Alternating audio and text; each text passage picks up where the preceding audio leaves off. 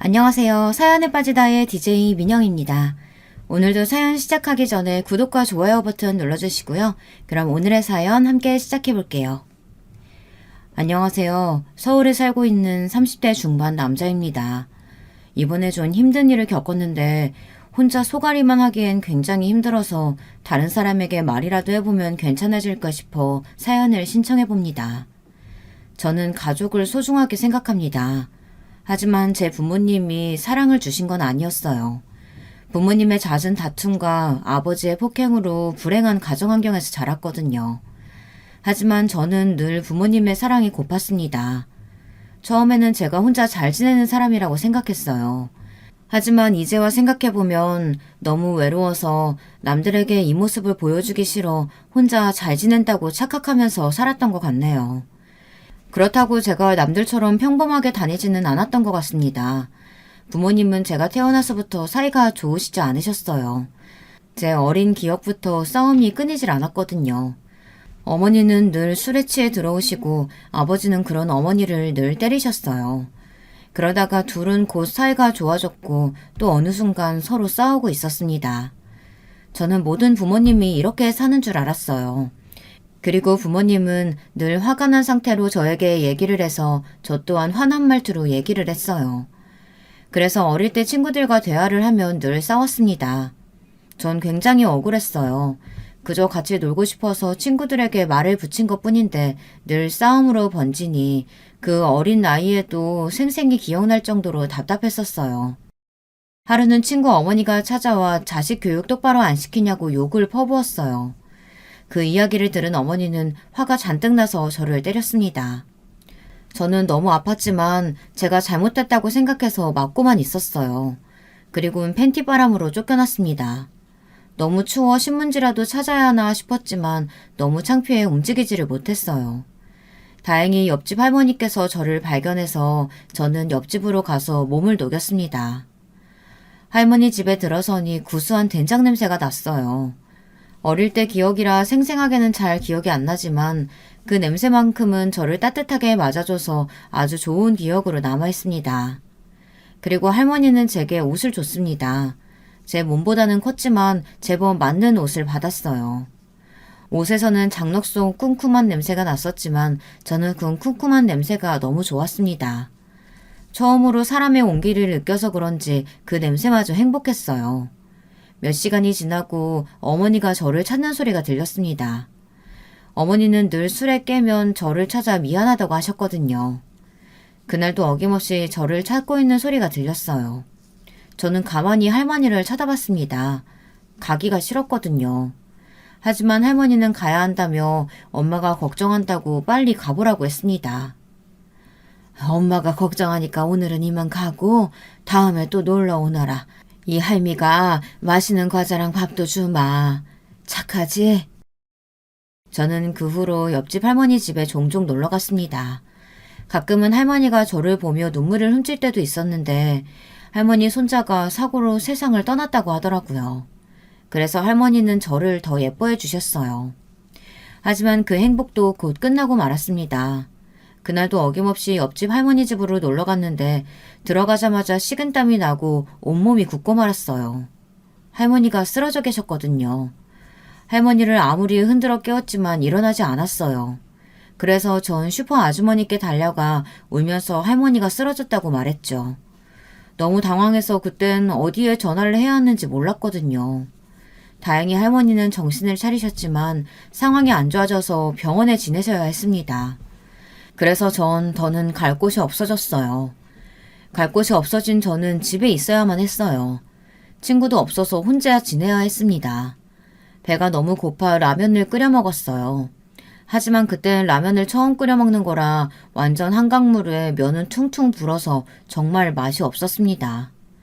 라면을 먹는데 옆집 할머니가 너무 보고 싶어 닭똥 같은 눈물을 흘리며 라면을 먹었습니다. 너무 맛이 없어 버리고 싶었지만 음식을 버렸다고 맞을까 입에 꾸역꾸역 넣었습니다. 결국 저는 체해서 그날 고생을 했었어요. 부모님 두 분 다 계시지 않아서 혼자 끙끙 앓아야 했어요. 하지만 너무 참을 수 없이 열도 나고 계속 토를 해서 어머니에게 전화를 할 수밖에 없었습니다. 약 있잖아. 약 먹어. 엄마, 열도 나고 너무 아파요. 전화 속에는 어머니가 어떤 남자와 희리낙낙 떠드는 소리만 들렸었어요. 저는 결국 그날 하루 꼬박 혼자 고생했습니다. 며칠 뒤 옆집 할머니는 다시 돌아오셨어요. 저는 너무 반가워서 할머니 집으로 갔습니다. 하지만 전 기쁘게 인사를 하지 못했습니다. 할머니는 살이 너무 빠지셨고 저를 보고 웃어도 웃는 게 아니라는 생각이 들었거든요. 살아있는 사람이라고는 생각 들지 않을 정도로 메말라 있었어요. 놀란 마음을 가라앉히고 할머니에게 안부 인사를 하러 갔습니다. 할머니는 힘겹게 웃으며 제 얼굴을 쓰다듬어 주셨어요. 그리고는 다시는 보지 못할 거라고 제게 봉투 하나를 주셨습니다. 할머니는 어떤 아저씨를 따라갔고 저는 울며 할머니에게 가지 말라고 드러누웠어요. 할머니는 떠났고 저는 그 자리에서 펑펑 울었습니다. 할머니가 준 봉투 안에는 10,000원짜리 돈이 들어있었고 메모지에는 마지막 선물이라고 아껴서 잘 쓰라고 적혀 있었습니다. 그 돈을 어떻게 쓰겠어요. 할머니의 마지막 선물이라는 생각에 저는 아무도 보지 못하는 곳에 숨겨두었어요. 하지만 이내 저는 이 돈을 뺏기고 말았습니다. 아버지가 돈이 필요해서 집 구석구석 뒤지고 있는 걸 지켜보고 있었죠. 괜히 또 가서 다시 숨겼다가는 맞을 것 같아 가만히 있었습니다. 역시나 아버지는 제 돈을 찾았어요. 돈이다! 근데 이거 내가 숨긴 게 아닌데? 아버지는 저를 쳐다봤어요. 네 놈이구나! 너 이 새끼 돈 어디서 났어? 옆집 할머니가 주셨어요. 이 새끼가 어디서 거짓말을? 아버지는 제가 훔쳤다고 생각하고 버릇을 고쳐주겠다고 저를 때렸습니다. 어머니가 퇴근할 때까지 맞았습니다. 아무 말도 못하고 맞기만 하는 제 자신이 한심했고 힘이 없는 저를 원망했어요. 빨리 어머니가 왔으면 좋겠다는 생각을 했습니다. 하지만 그날 어머니는 오지 않았고 지친 아버지는 제 돈을 들고 나갔습니다. 울 힘도 없었어요. 너무 많이 맞아서 아프지도 않았습니다. 그냥 아무런 감정이 없었어요. 점점 졸려와 잠이 들었어요. 차가운 무언가가 제 등에 느껴져 일어나게 됐습니다. 할머니? 옆집 할머니가 있는 게 아니겠어요? 근데 조금 달랐어요. 예전 모습을 하고 저를 보고 울고 계셨습니다. 조금 다른 건 머리 모양과 눈 모양이었고 조금 더 늙어 있었어요. 누구세요? 옆집 할머니라고 착각했던 할머니는 제 친할머니였어요. 어릴 때 보고 한 번도 보지 못해서 알아보지 못했어요. 할머니는 괜찮다며 누워있으라고 했어요. 그제야 저는 제 몸이 말이 아니라는 걸 알게 됐습니다. 긴장이 풀려서 그런지 점점 고통이 오더라고요. 팔도 부러진 것 같고 온몸이 부러진 것처럼 너무 아팠습니다. 할머니는 안쓰러운 표정을 하시곤 연고를 발라주셨어요. 오랜만에 누군가의 걱정을 받아 그런가 처음으로 맞은 게 다행이라고 생각을 했습니다. 그때 어머니가 또 술에 취한 채로 집에 들어왔습니다. 어라? 어머니네? 어라, 어머니 돌아가셨는데? 우리 집에는 왜 왔어요? 너는 네 새끼가 보이지도 않아? 돌아가시긴 여기 살아계신다. 아이, 할머니. 나 해장국 좀. 이년아, 너는 네 자식 맞고 이 지경 됐는데도 아무 생각이 안 들어? 아니, 왜 나한테 소리를 질러요? 맞을 짓을 했으니까 맞았겠지. 나도 맞는데 쟤라고 안 맞겠어? 이 썩을 놈의 자식이? 아이고, 저런 놈이 어른이라고. 그날 저는 친할머니를 처음 봤습니다. 처음 봤지만 할머니의 사랑이 느껴졌어요. 시골집이 멀어 자주 올라오시지는 않았지만 오실 때마다 내 새끼, 예쁜 우리 강아지 이러면서 제게 좋은 말만 해주셨어요. 그래서 저는 할머니와 살면 얼마나 행복할까 매일 할머니와 같이 사는 상상을 하며 하루하루를 버텼습니다. 부모님은 여전했습니다. 집안은 늘 싸움 소리만 들렸고 아버지는 분이 풀릴 때까지 어머니를 때렸어요. 아버지가 나가면 어머니는 술을 찾아 취할 때까지 마셨고 취한 어머니는 저를 때리며 저를 원망했습니다. 그리고는 술이 깨서는 저를 보고 미안하다고 안아줬어요. 그런 어머니의 품이 싫지는 않았어요. 그냥 술이 깬 모습이 진짜 어머니고 술에 취한 어머니는 술귀신이 붙어서 그런 거라고 생각했습니다. 술버릇이라고 생각하고 참았는데 어느 날은 경찰이 온 게 아니겠어요. 하지만 경찰은 애를 그렇게 혼내면 안 된다고 살살 혼내라고 하곤 그냥 갔습니다. 이런 생활을 반복해서 지내왔어요. 하루는 학교를 갔다 오니 이상한 소리가 들렸어요. 안방에서 나길래 제가 누구 있냐고 물어봤고 그때 쿠다다당 하는 소리와 함께 어머니가 안방으로 나왔어요. 어머니는 아주 놀란 눈으로 제게 왜 이렇게 일찍 왔냐고 물어봤어요. 평소 하교하는 시간에는 어머니가 집에 있을 리가 없으니 몰랐겠죠. 그리고는 아버지에게 말하지 말라고 하곤 안방에서 처음 보는 아저씨가 나오는 게 아니겠습니까? 근데 어디서 본 아저씨였어요. 아버지 친구였습니다. 가끔 저희 집에 와서 술도 마시고 자고 가고 아버지와 아주 친한 친구라고 생각했는데 어머니와 그렇고 그런 사이라니. 아저씨는 제게 용돈을 주고 절대 얘기하면 안 된다고 말하고는 어머니와 나가셨어요. 하지만 이게 다 아버지 잘못 아니겠어요? 누가 때리는 사람을 좋아하겠습니까? 아저씨는 아버지와 다르게 젠틀한 이미지거든요. 저는 하루하루가 괴로웠습니다. 하지만 이게 다행인지 불행인지 아버지가 아시게 됐습니다. 아저씨를 저희 집에 초대해 같이 저녁을 먹었어요.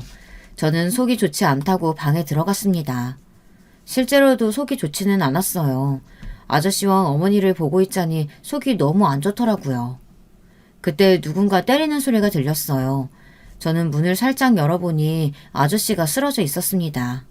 어머니는 그런 아저씨를 부축해주고 있더라고요. 그리고 아버지는 어머니의 뺨도 때렸습니다. 이 자식들이 나를 가지고 놀아? 내가 모를 줄 알아? 이 동네 다 내 손바닥 아니야. 그걸 속이려고 해? 여보, 내가 잘못했어. 그만 때려. 아니, 나를 때려 차라리. 얼씨구, 이년 미쳤나. 지금 누구 편을 드는 거야? 네 서방 여기 있는 거 안 보여? 아버지는 계속 아저씨를 때렸어요. 엄마는 무릎을 꿇고 계속 빌었어요. 그러다 어머니가 아버지의 뺨을 때렸죠. 이 펜나가 미쳤나? 그래 미쳤다. 왜? 허구한 날 때리고 뭐 당신은 바람 안 펴? 내가 아는 거랑 네가 아는 거랑 같냐? 어떻게 달라? 나는 그래도 한 명이지. 너는 이 여자 저 여자 다 만나잖아. 나 이렇게는 못 살아. 우리 이혼해. 나 너 같은 쓰레기랑은 못 살아. 내가 너 때문에 인생 다 망했어. 네 씨 때문에 내가 망했다고. 아버지와 어머니는 계속 싸웠습니다. 밤이 새도록 싸웠고 결국 어머니는 집을 나갔습니다. 그 이후로 어머니는 두 번 다시 볼 수 없었어요. 어머니와 아버지는 이혼을 하게 됐고 저는 아버지와 함께 살게 됐죠. 저는 아버지가 언제 때릴까 늘 두려움에 떨며 살았는데 때리기는커녕 저에게 살갑게 대해주는 게 아니겠어요? 좀 이상하지 않으세요? 갑자기 잘해주니 저는 아버지가 왜 이러나 싶었습니다. 몇 달 뒤 아버지는 한 여자를 데려왔어요. 엄청 젊어 보이는 여자인데 한국말을 못했습니다. 아버지는 이 여자를 앞으로 엄마라고 부르면 된다고 말했죠. 아버지가 할머니께도 얘기했는지 할머니가 저희 집에 오셨습니다.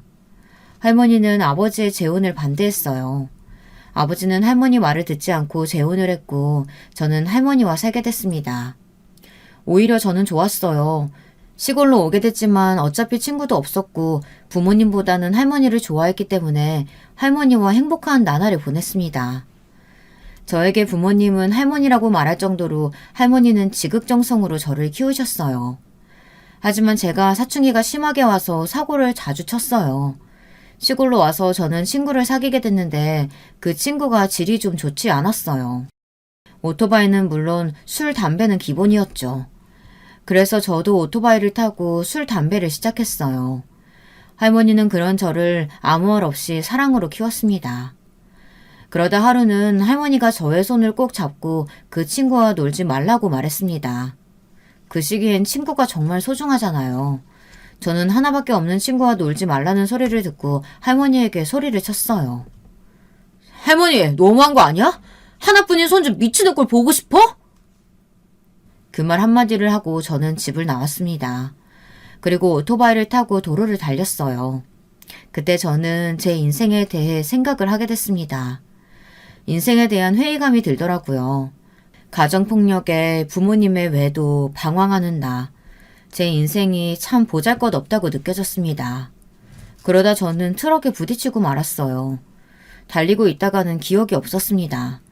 그냥 붕 뜨는 제 몸만 기억나고 그 후는 기억이 나지 않았어요. 잠깐 눈을 떴던 것 같은데 꿈인지 아닌지 모르겠어요. 할머니가 제 손을 잡고 사람만 달라고 빌고 있는 모습을 봤습니다. 저는 그 모습을 보고 다시 잠에 들었고요. 그리고 정신을 차렸을 땐 할머니가 어렸을 때처럼 저를 간호하고 있었어요. 옛날 생각이 나더라고요. 저는 며칠 동안 일어나지 못했다고 했어요. 할머니는 몇 날 며칠 밤을 새워가며 저를 돌봐줬다고 했습니다.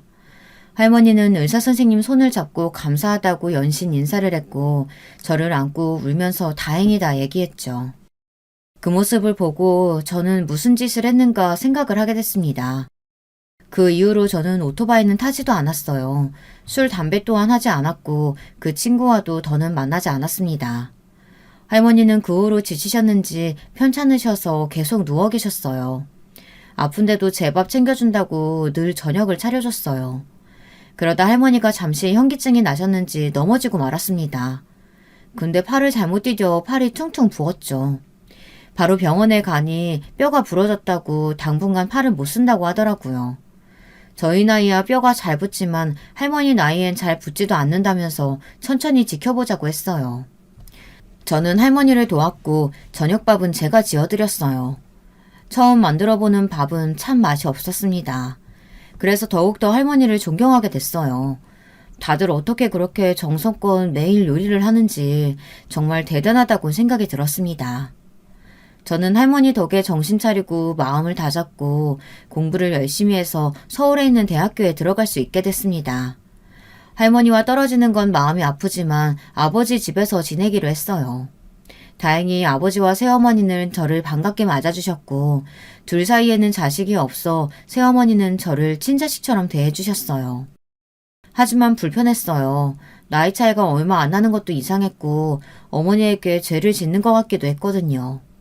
그리고 좀 이상한 부분이 있었습니다. 그렇게 어머니는 때렸으면서 새어머니는 때리지 않더라고요. 사람이 정신을 차렸나 싶었는데 그건 제 착각이었습니다. 어느 날 보니 새어머니 팔에 멍자국이 있더라고요. 그 멍은 제가 모를 수가 없었어요. 맞고 나서 다음날 생기는 멍이라고 확신을 했어요. 저는 조심스럽게 새어머니에게 물어봤습니다. 새어머니는 눈치를 보면서 가끔 때린다고 말하더군요. 예전보다는 아닌 것 같지만 술을 마시면 때린다고 했어요. 새어머니에게는 미안하지만 빨리 아버지 품에서 벗어나고 싶어 저는 장학금을 받아 기숙사로 들어갔습니다. 이젠 부모님과 엮이고 살고 싶지 않았어요. 시간이 지나 저는 군대를 가게 됐고 군대 제대 후 혼자 살 집을 구해 열심히 아르바이트도 하고 공부도 열심히 해서 꽤 괜찮은 직장을 가지게 됐습니다. 퇴근 후 오랜만에 친구들과 술 한잔을 하고 있었는데 제 이상형이 지나가는 겁니다. 무슨 용기였는진 모르겠지만 바로 전화번호를 물어봤어요. 하지만 그땐 남자친구가 있다고 거절을 당했습니다. 하지만 인연은 있나 봅니다. 소개팅에 나갔는데 그때 그 사람이 앉아있는 겁니다. 스쳐갈 뻔했던 사람은 제 아내가 되었어요. 저희는 결혼을 전제하에 만나기로 했고 아내도 취업에 성공해 결혼을 하기로 했어요. 하지만 허락을 받는다는 게 쉽지만은 않더라고요.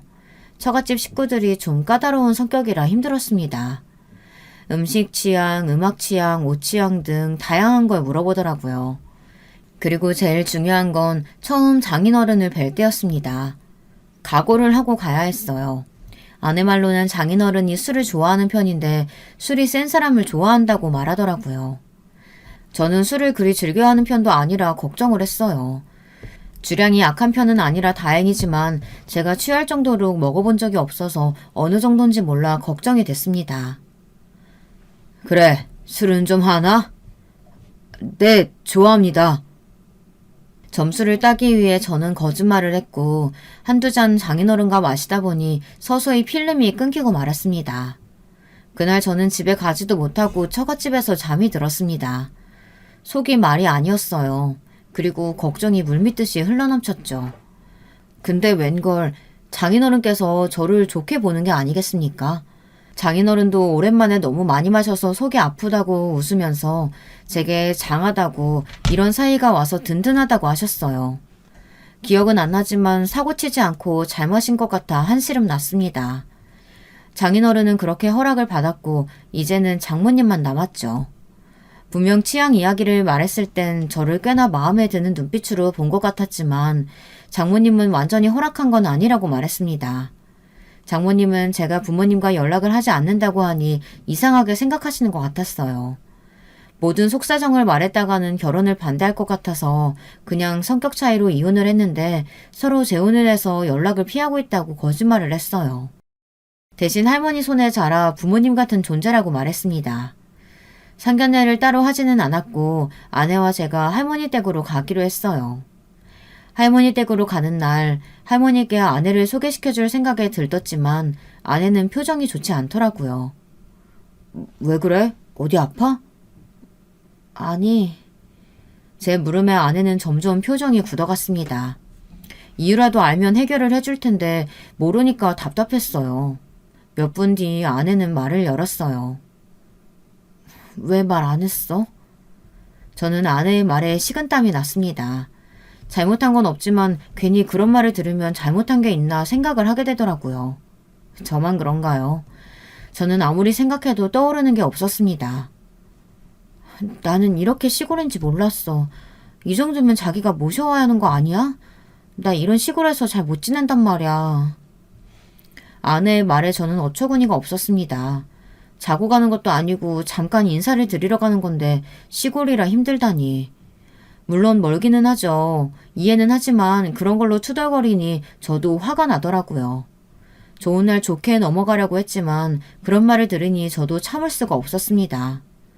저희 둘은 둘 다 아무 말도 없이 할머니 댁에 갔습니다.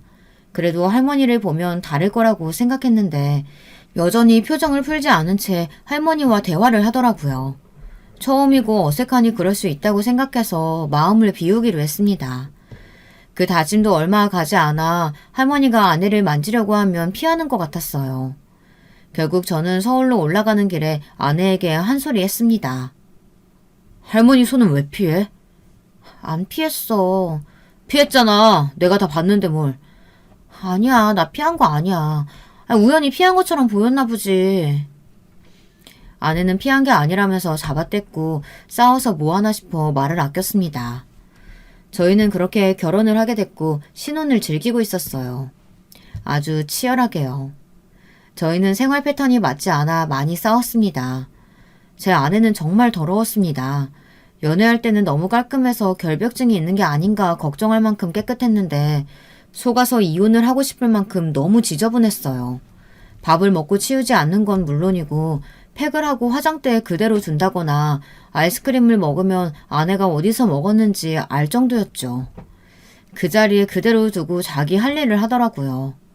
저는 정말 사소한 거지만 계속 치우지 않으니 스트레스를 받았어요. 하루는 제가 치워주지 않기로 결심을 하고 일주일 동안 지켜봤는데 일회용 렌즈, 팩, 화장품, 옷, 먹다 남은 과자들 다 점점 쌓이기 시작하더라고요.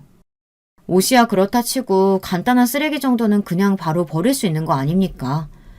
하루는 일회용 렌즈가 벽에 붙어 있는 겁니다. 이거 정말 장난이 아니고 진짜로요. 아니 그걸 왜 벽에다 붙이죠? 여러분은 이해가 가나요? 참다 저는 폭발하고 말았습니다. 당신 제발 치우면 안 될까? 나도 더 이상 치워주기가 힘들어서 그래. 제발 좀 치우고 살자. 참고 참다가 저는 아내에게 얘기를 했습니다. 응? 왜? 나름 정리했는데. 쓰레기 쌓아두는 게 정리야? 답답할 노릇이었어요. 다들 그런 경험 있나요? 말문이 턱 막히는 그런 경험이요. 아내의 순수한 표정을 보니 어디서부터 어디까지 말을 해야 할지 모르겠더라고요. 아니, 그건 정리가 아니고 그냥 밀어둔 거지. 쓰레기를 정리하는 게 어딨어. 그냥 치우면 되는 거지.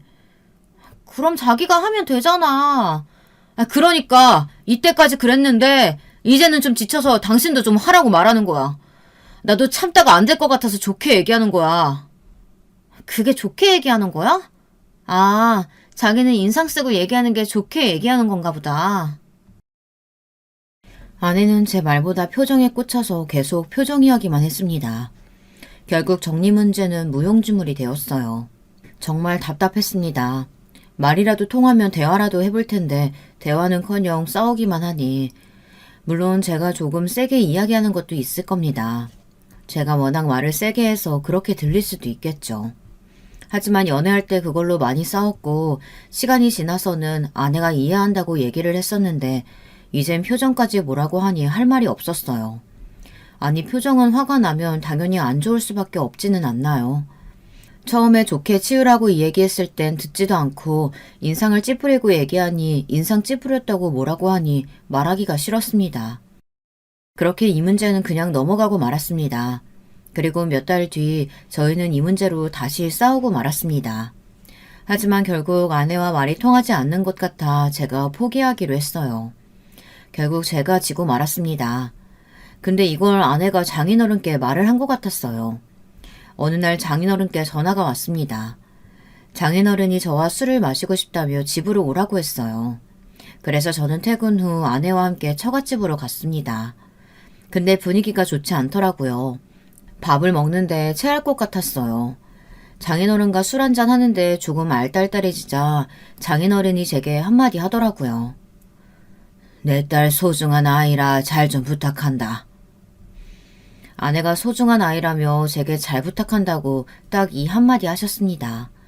처음에는 저도 술 기운에 열심히 하겠다고 제가 다 보살피겠다고 얘기를 했어요. 그리고 다음날 곰곰이 생각했는데 제가 그렇게 잘못한 것도 없는데 그런 식으로 말하니 제가 괜히 나쁜 놈이 된 것 같더라고요. 제가 아내에게 말한 건 쓰레기뿐이었는데요. 정리정돈하는 건 당연한 거 아닙니까? 그걸 뭐라고 했다고 일러바친 아내도 참 어리다고 생각했어요. 그리고는 처음으로 결혼을 후회했어요. 큰일 났죠. 결혼한 지 얼마 되지도 않았는데 후회라니. 저는 마음을 다잡고 아내와 얘기를 하자고 했어요. 아내와 많은 이야기를 나누고 저희는 약속을 했습니다. 정리정돈, 생활 패턴 등 서로를 배려하고 존중해주기로 약속을 했어요. 말이 쉽지 행동으로 봐야 알 것 같지만 그래도 말이 통하지 않았던 아내가 갑자기 미안하다고 사과를 해서 마음이 좀 수그러들었어요. 결혼 생활은 맞춰가면서 사는 거 아니겠어요. 저도 마음을 비우고 아내에게 맞추기로 했습니다. 이 가정을 지키고 싶었거든요. 몇 달 뒤 저희 부부에게 축복이 왔습니다. 아이를 갖게 된 겁니다. 저와 아내는 이 아이는 정리정돈을 잘하고 모든 일도 잘 정돈하고 살라고 예명을 정돈이로 했어요. 그 때문인가 아내는 엄마가 되어 정리정돈을 열심히 하더라고요. 저는 그런 모습이 너무 사랑스러웠습니다. 그때는 정말 결혼하길 잘했다는 생각이 들었어요. 사람 마음이라는 게 참 왔다 갔다 하네요. 그렇죠. 할머니는 그 소식을 듣고 서울로 올라오신다고 했어요. 저는 거동도 불편한데 뭘 오나며 말렸지만 꼭 봐야 한다며 오겠다고 하시더라고요. 그래서 저희가 내려가겠다고 했습니다. 근데 제가 그랬으면 안 된다고 생각했어요. 아내에게 내려가자고 얘기했더니 몇 시간을 차 타고 그 시골에 가야 하냐며 힘들다고 화를 내는 게 아니겠어요. 처음에는 너무하다는 생각이 들었습니다. 하지만 아내가 시골을 좋아하지도 않고 임신을 해서 스트레스를 받지 않는 게 좋을 것 같다고 생각해서 내려가는 건 나중에 내려가서 인사드리자고 말했어요. 생각해보면 처갓집을 6시간 차 타고 가서 눈칫밥 먹으며 있으면 힘들 것 같기도 하다는 생각에 괜히 미안했습니다. 대신 제가 할머니를 모셔오기로 했어요. 할머니는 손자 며느리에게 꼭 밥을 차려주고 싶다며 서울에 와서 보고 싶다고 말했어요. 그리고 저희가 어떻게 사는지도 보고 싶다고 말했습니다. 할머니를 모셔오고 할머니는 저희를 위해 밥상이 휘어질 정도로 차려주셨습니다. 하지만 아내는 많이 먹지 못했어요. 입덧인지 밥을 제대로 먹지 못하더라고요. 할머니가 계실 동안 아내는 몸이 많이 좋지 않은지 퇴근하고 계속 누워만 있었어요. 저는 할머니를 데려다 드려줬고 아내를 위해 과일을 이것저것 사갔습니다. 아니 근데 기가 막힌 상황이 펼쳐진 겁니다. 아내가 고기를 구워 맛있게 먹고 있더라고요. 저는 어처구니가 없어 아내에게 물어봤습니다. 당신 아픈 거 아니었어? 할머니가 가자마자 아픈 게 없어졌다며 고기를 먹으며 말하는데 열이 확 받았습니다. 그리고 더 열이 받았던 건 할머니가 만들어주신 반찬이 음식물 쓰레기에 있는 거 아니겠습니까? 참지 못해 저는 아내에게 소리쳤어요. 너무한 거 아니야? 지금 할머니랑 같이 있기 싫어서 그런 꾀병 부린 거야? 이건 또 왜 버렸어? 할머니 몸도 불편하신데 힘들게 서울에 오셔서 당신이 좋아하는 반찬 해주고 가고 싶다고 하셔서 이렇게 해주고 가셨는데 이걸 왜 버려? 왜 소리쳐? 냄새 난단 말이야. 나 비위 안 좋은 거 알잖아. 근데 그 시골 특유의 냄새도 싫고 반찬에도 그 냄새 나는 것 같아서 너무 싫었다고. 그럼 어떡해. 나도 모르게 헛구열질 나오는데 참아? 아내도 저에게 소리쳤고 저희는 그날 크게 부부싸움을 했습니다. 부부싸움을 크게 해서 그런지 아내는 다시 게으른 아내로 변했습니다. 초반에는 자기도 변해보겠다고 정리정돈을 잘했는데 역시 사람은 쉽게 바뀌지 않나 봅니다. 그런데 아내의 게으름은 점점 심해지고 있었어요. 어느 순간 사람이 계속 누워만 있더라고요. 출장 때문에 며칠 집을 비웠는데 돼지우리가 따로 없었습니다. 아내는 회사도 그만두고 먹고 자고만 반복하고 치우지도 않았어요. 제가 너무 심하게 굴었나 싶어서 아내가 괜찮아질 때까지 기다려줬습니다. 집안일은 당연히 제가 했고요. 몇 달을 그렇게 생활했어요. 그렇게 생활하다 보니 너무 힘들었어요. 아내가 회사를 그만두는 바람에 수입은 줄어들고 제가 밤에 대리를 뛸 수밖에 없었습니다. 물론 제 벌이로 알뜰하게 살 수는 있지만 곧 태어날 아기를 위해서 조금이라도 돈을 더 벌기 위해 투잡을 해야 했어요. 그리고 아내가 먹고 싶다는 게 많아져서 매일 배달 음식으로 때우느라 지출이 더 늘어났습니다. 그래서 열심히 돈을 벌 수밖에 없었습니다. 그런데 어느 날 카드 명세서가 날라왔는데 보자마자 제 눈을 의심했습니다. 몇백이 찍혀 있는 겁니다. 저는 바로 아내에게 전화를 했습니다. 이게 뭐야? 당신 미쳤어? 아니, 동창회 가는데 백 하나 없이 갈 순 없잖아. 내가 새거 산 것도 아니고 중고로 하나 샀어. 그 정도는 할 수 있잖아. 지금 우리 이제 돈 모으기 바쁜데 그걸 사면 어쩌자는 거야. 알겠어. 그럼 내가 알바라도 하면 되잖아. 끊어. 아내는 짜증을 내며 제 전화를 끊었습니다. 방귀 낀 놈이 성낸다고 아내는 저에게 화를 냈어요. 돈 버는 사람 따로 있고 쓰는 사람 따로 있고 매일 치우는 것도 저인데 저는 더 이상 참을 수가 없었어요. 집에 오니 새 집처럼 깔끔하게 청소가 되어 있었습니다. 아내가 미안해서 청소를 했나 싶었는데 어디서 하하호호 웃는 소리가 들렸어요. 아내 친구들이 저희 집에 와 있었어요. 저는 친구들이 오는 것보다 청소를 할 수 있었는데 여태까지 안 한 아내에게 배신감이 들었습니다. 친구가 있으니 예전 저와 연애를 할 때의 모습이 보였습니다. 그때 전 깨달았습니다. 전 모습은 다 꾸며낸 아내이고 게으르고 정리정돈 안 하는 아내가 진짜 모습이라는 걸요. 친구가 가고 저는 아내에게 이렇게는 더는 못 산다고 말했어요. 아내는 그 말을 듣고 충격받았는지 울면서 집을 나갔습니다. 처음에는 신경 쓰지 않겠다고 생각했지만 걱정되는 건 어쩔 수 없었어요. 몇 시간 뒤 처형에게 전화가 왔습니다. 얘기 다 들었어. 우리 집에 와줄 수 있어? 저는 처형 집에 갔고 거기엔 울고 있는 아내가 있었습니다. 너무한 거 아니야? 애가 힘들면 그럴 수 있지. 아이 임신한 애한테 이혼이라니. 네? 저는 이혼이라고는 얘기 안 했는데요. 아니게 뭐가 아니야. 이런 식으로 살면 같이 못 살 것 같다며. 그게 이혼하자는 얘기 아니야? 아니 그건 당신이 좀 정신 차리고 변했으면 좋겠어서 하는 말이지. 이혼은 무슨 이혼이야. 얘가 뭐 그렇게 크게 잘못했어. 얘 어렸을 때부터 우울증이 심해서 밖에도 안 나갔어. 그래도 자기 일 해보겠다고 일도 하고 결혼도 하고 얼마나 기특한데 그거 하나 못 감싸줘. 아니, 죄송합니다. 처형은 저를 못마땅하게 받고 저는 아내와 함께 집으로 돌아갔습니다. 집에 가는 길에 장모님께 전화가 왔어요. 처형이 얘기했는지 아내가 얘기했는지 모르겠지만 장모님도 저희 싸움을 들었는지 제게 전화해서 딸에게 잘하라고 잔소리를 하더라고요. 그리고 자기가 300 주겠다고 가방 하나 못 사주면서 왜 그렇게 심하게 말을 하냐고 했습니다. 하고 싶은 말이 목 끝까지 차올랐지만 참았어요. 저희 부부는 신혼이라고 생각 못할 정도로 사이가 좋지 않았어요. 그래도 아이를 위해 저는 노력을 하려고 했지만 아내가 마음을 열지 않더라고요. 어쩌겠어요. 제가 참고 아이를 위해 열심히 일하고 집안일도 해야죠. 정돈이가 태어나고 아내는 조금 기운을 차린 것 같았습니다. 엄마가 됐다고 다시 열심히 회복을 하려고 하는 것 같았어요. 하지만 저도 지쳤나 봅니다. 아내를 예전만큼 사랑하지 않는다는 생각이 들었어요. 아이의 엄마라 같이 살고 있다는 느낌이 들었습니다. 그렇다고 아예 사랑하지 않는 건 아니었어요. 하지만 아내의 행동으로 점점 신뢰를 잃었고 같이 살고 싶다는 생각이 들지는 않았지만 정돈이를 위해 참기로 마음을 굳게 먹었습니다. 그렇게 시간이 지나 정돈이는 엄마, 아빠라는 단어를 말할 수 있을 정도로 컸어요. 그 시간 동안 저는 더 지쳐갔습니다. 아내는 밥은커녕 장모님에게 다 맡겨두고 잠만 자고 청소도 제가 다 했어요. 그래서 제가 병원을 다니는 게 어떠냐고 물어봤는데 그건 또 싫다고 했어요. 자기는 이렇게 사는 게 나쁘지 않다고 말하는 겁니다. 나는? 정돈이는? 옆에 있는 사람은 생각 안 해? 우리들이 힘들다고. 어쩌면 우울증보다는 그냥 게으른 게 아닐까 생각이 들었어요. 이혼하고 싶은 마음이 굴뚝 같았지만 참았습니다. 그런데 그날이 오고 말았어요. 저의 모든 분노가 터지고 말았습니다.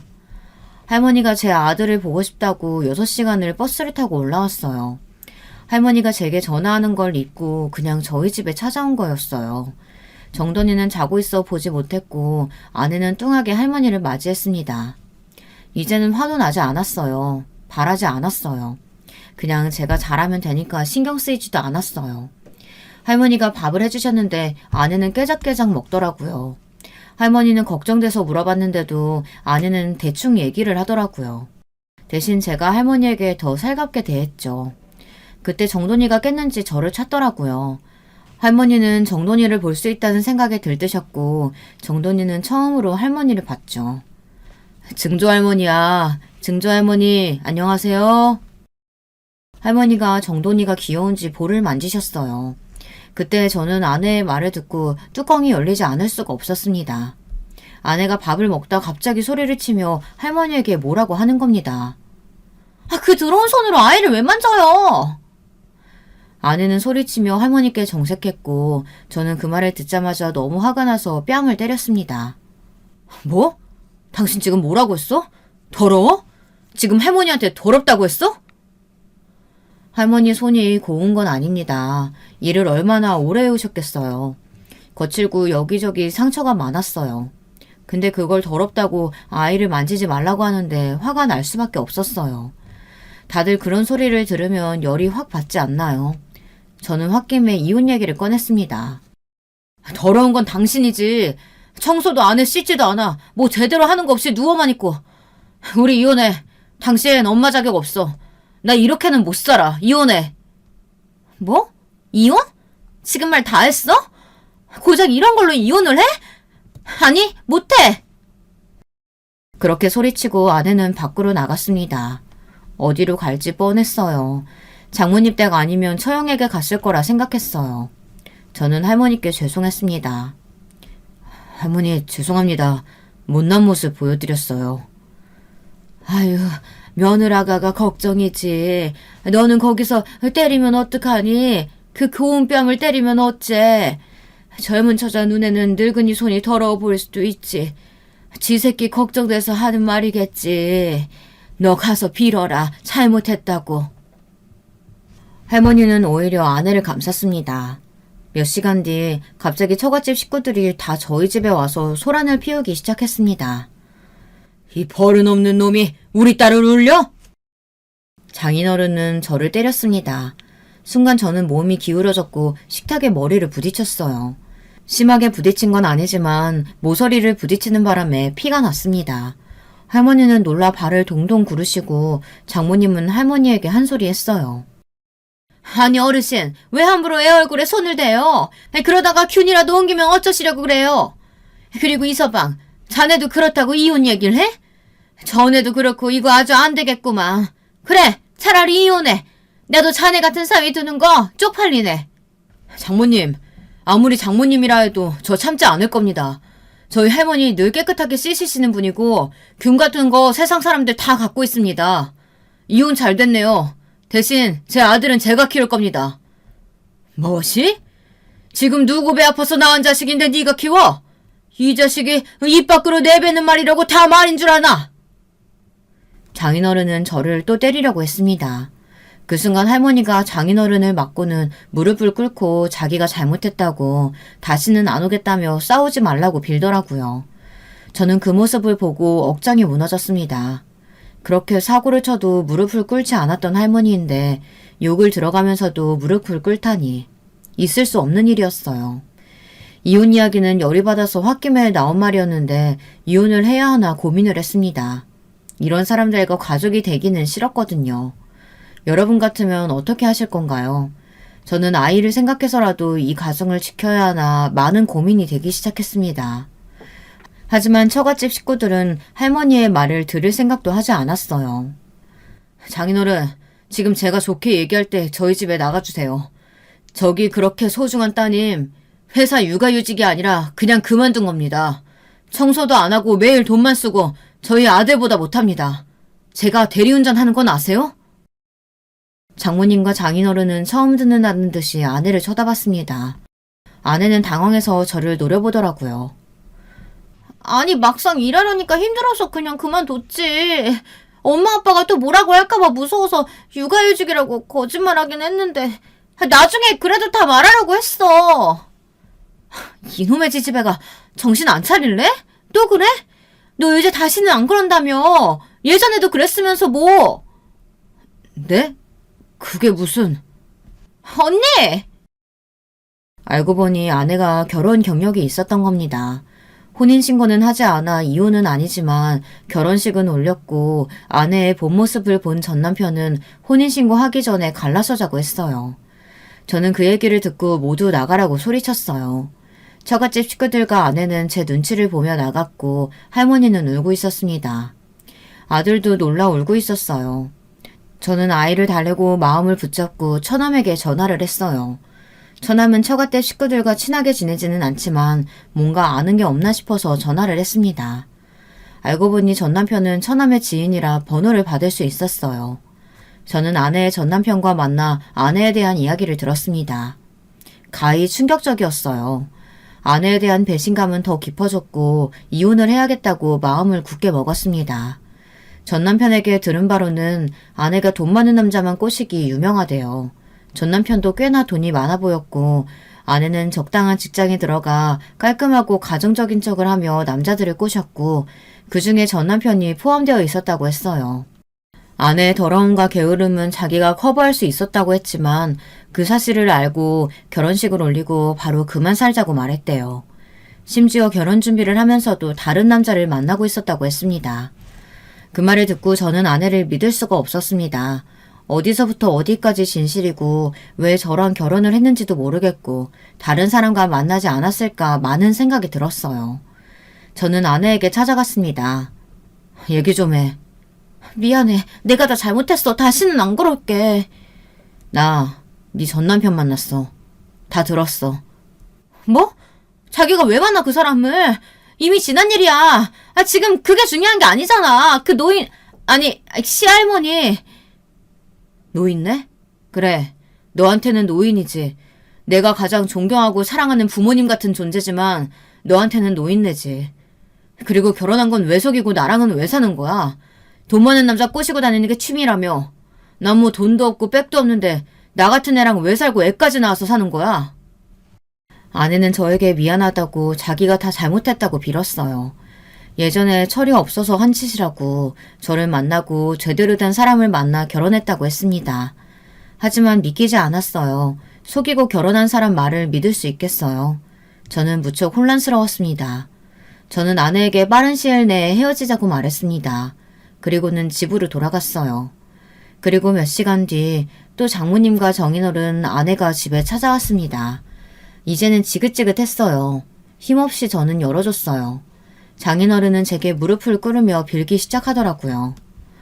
내가 자식을 잘못 키웠네. 한 번만 용서해주면 내가 이놈 잘 타일러서 보낼 테니 걱정 말게나.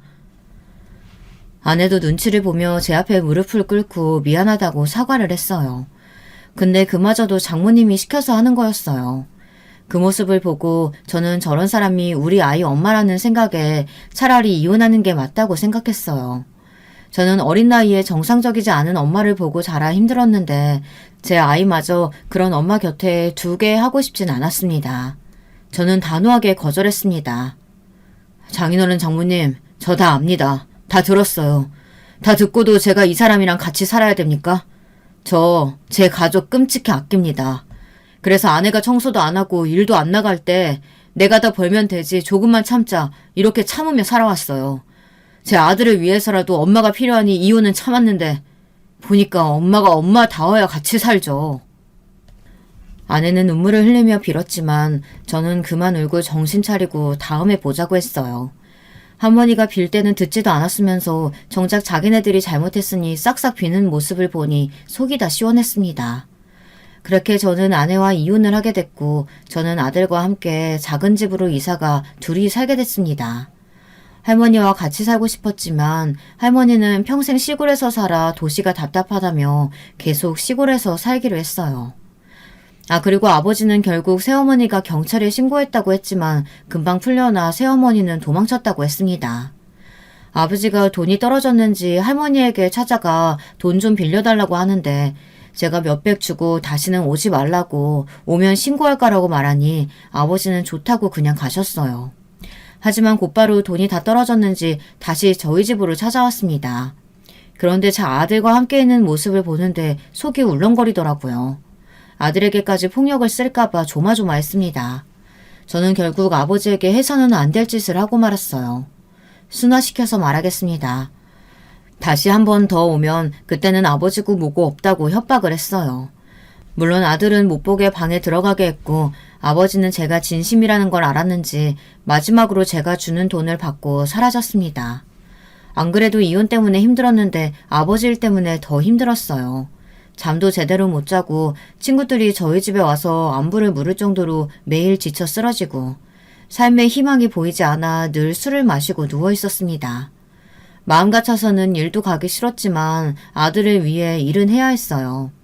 그런 모습을 보고 할머니도 걱정이 되셨는지 한동안은 저희 집에 계셨습니다. 이놈아, 정신 차리고 네 새끼 키워야지. 일어나. 네가 잘 살아야 저놈의 강아지도 잘 살지. 네 새끼 보기 부끄럽지도 않아? 어서 정신 차려. 한 달 뒤 할머니 덕분에 저는 회복할 수 있었습니다. 부모 복은 없지만 그래도 저를 사랑해주는 할머니가 계시고 제 사랑스러운 아들이 있으니 마음을 붙잡고 살아야겠지 않습니까? 할머니 연세가 93살이신데 그 나이 치고는 정정하셔서 쭉 오래오래 사셨으면 좋겠네요. 아들과 할머니와 오래오래 잘 살고 있겠습니다. 제 사연 들어주셔서 감사합니다. 여러분, 두 번째 사연 시작하기 전에 좋아요, 구독 꼭 눌러주실 거죠? 그럼 두 번째 사연 바로 시작합니다. 안녕하세요. 저는 지방에 사는 40대 여자입니다. 얼마 전 저에게 너무 통쾌하고 웃긴 일이 있어서 주변에 말했더니 제보하라고 하기에 제보하게 됐어요. 특히 제 사정을 잘 아는 오랜 친구들이 드디어 저도 가족 덕을 보긴 한다고 웃으며 말하기에 저도 웃음이 나왔습니다. 왜냐하면 제가 친구들은 별로 없는 제 고향 친구들인데 우리 집이 동네에서 아주 유명했거든요. 좋은 쪽으로 유명했으면 얼마나 좋았을까요? 우리 집은 흔히 말하는 콩가루 집안입니다. 아빠와 엄마는 어렸을 때를 생각하면 그때도 계속 싸우고 계셨어요. 싸우는 소리가 듣기 싫어 귀를 틀어막고 자고 또 일부러 집에 들어가지 않은 적도 있습니다. 아빠는 특정한 직업조차 없었는데 하루 벌어오면 그 번 돈으로 우리를 가져다 주는 게 아니고 본인의 도박에 투자했어요. 막노동하러 가면 그때는 바로 일당을 줬는데 그럼 그걸로 술을 마시고 도박을 하고 번 돈을 까먹기만 한 게 아니고 심지어 빚까지 만들어 왔습니다. 그럼 또 엄마는 그런 아빠와 싸우고 아빠는 돈 내놓으라고 난리치는 생활이었죠. 저한텐 오빠 한 명이 있는데 2살 터울이에요. 오빠와 저는 엄마와 아빠가 너무 심하게 싸우면 어차피 잠들지도 못하니까 한밤중에 집 밖을 나가서 동네 공터에서 앉아있기도 했습니다. 오빠와 전 어릴 때, 그때가 아마 초등학생이었던 것 같은데 그때 우리끼리 저럴 거면 그냥 이혼하지 왜 같이 사는 걸까 서로 얘기하곤 했어요. 엄마는 아빠가 능력이 없고 또 집에서 워낙 행패를 부리니까 본인이 나가서 돈을 벌어 오셨습니다. 우리 엄만 살면서 아빠 때문에 안 해본 일이 없는데 식당에서도 일하고 공장에서도 일하고 닥치는 대로 일하셨어요. 어렸던 오빠와 저는 그런 엄마를 기다리며 뜬 눈으로 꾸벅꾸벅 졸며 집에서 기다리다 잠들었죠. 엄마가 그래도 우리 먹으라고 밥은 해놓고 가셨는데 그걸로 오빠와 데워 먹겠다고 했다가 집에 불이 난 적도 있습니다.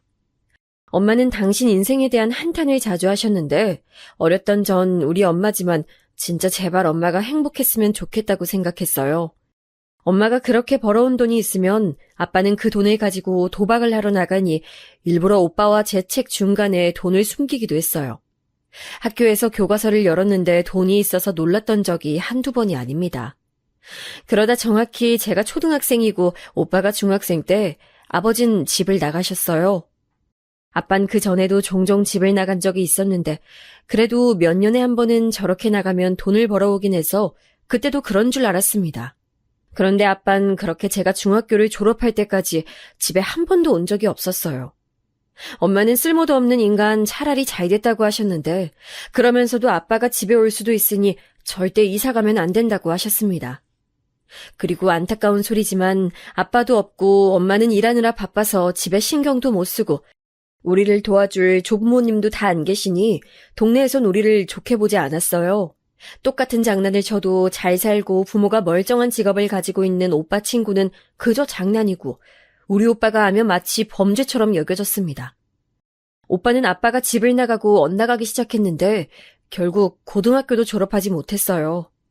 사연 없는 사람이 어디 있겠냐만 우리 오빠가 그렇게 비행 청소년이 된 사연이 있긴 합니다. 오빠 얘기가 제가 오늘 제보할 사연과 연관이 깊어 잠시만 짚고 넘어갈게요. 오빠는 아주 놀랍게도 초등학생 땐 전교회장이었고 선생님들도 오빠를 예뻐하셨어요.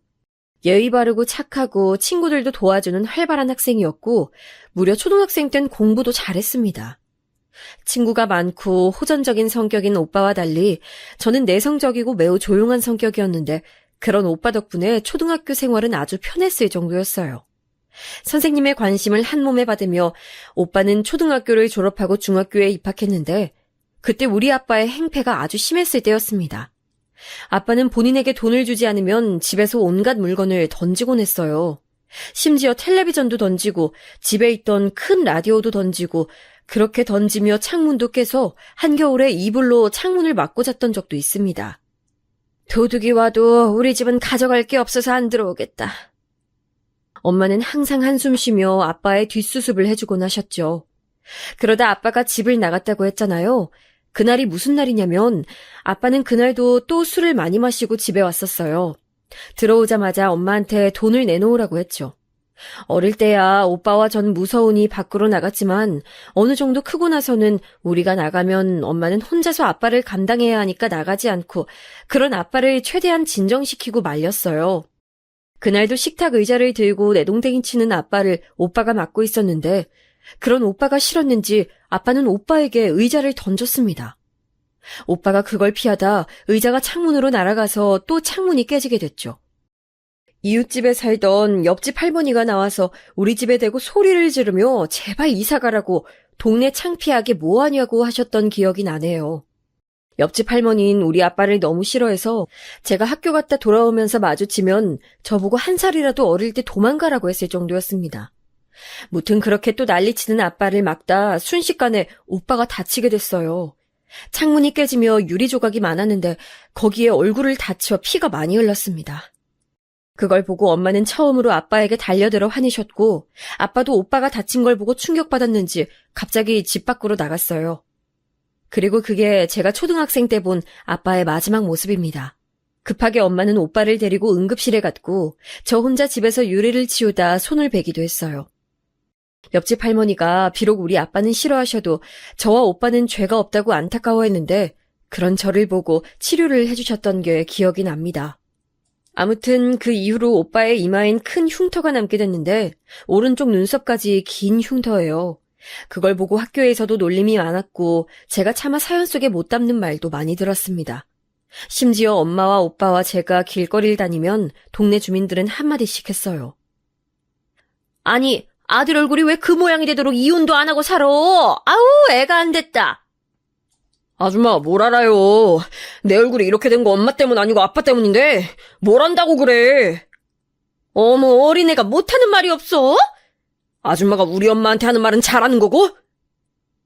특히 시장에 가면 이런 상황도 많이 일어났고 시간이 흐르며 오빠가 죽일 듯이 노려보며 저러니까 아줌마들도 우리 엄마를 더 건들지 않았습니다. 우리 가족은 나쁜 쪽으로 유명해졌고 엄마는 공장에서도 어울리지 못하셨어요. 그래도 오빠 덕분에 적어도 남들한테 맞거나 괴롭힘 당하진 않았습니다. 그래서 오빠의 엇나감은 어떻게 보면 오빠의 탓으로만 돌리기는 좀 그래요. 아빠는 빚도 많아서 사채업자들의 집에 찾아오기도 했었는데 오빠가 고등학교를 그만두며 깡패 집단에 들어간 뒤로는 사채업자들이 집으로 오지도 않았습니다.